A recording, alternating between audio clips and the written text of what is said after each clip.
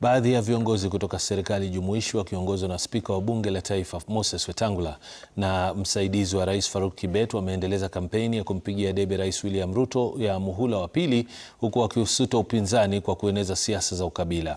Wakizungumza huko Maturu, eneo bunge la Lugari, viongozi hawa walimpongeza Rais William Ruto kwa miradi ya maendeleo katika eneo pana la Magharibi na kurai jamii hiyo kuunga mkono uongozi wa Ruto. Aidha, wamesema jamii hiyo inafaa kutoa kiti cha urais baada ya uongozi wa William Ruto.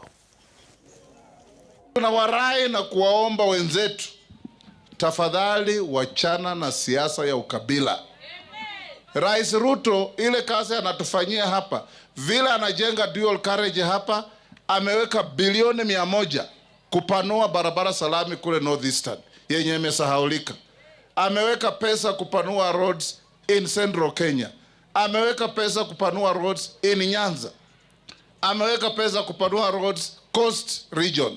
Ameweka pesa kule Turkana. Najua wale watu wa upinzani ni wachoyo na ni watu ya vitina, hawakuangi na kitu. Ile lugha wanajua tu Kasongo, Ruto must go. Sasa mimi nikifika hapa vile nimeleta hata 500 kujenga hii darasa, nimekosea kweli?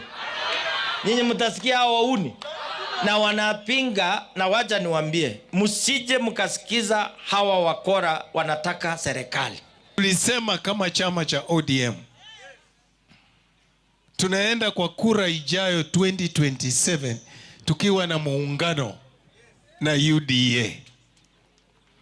Sasa mimi hapa, mimi ndio representative ya broad base. Mkiniona meona hiyo mzia wangu wote ni watu ya broad base.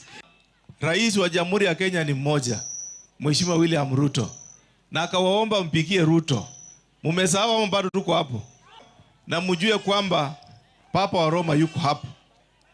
Ukipigia nabii, upigia rais, bila shaka umesupport Papa wa Roma Mheshimiwa Moses Masika Wetangula.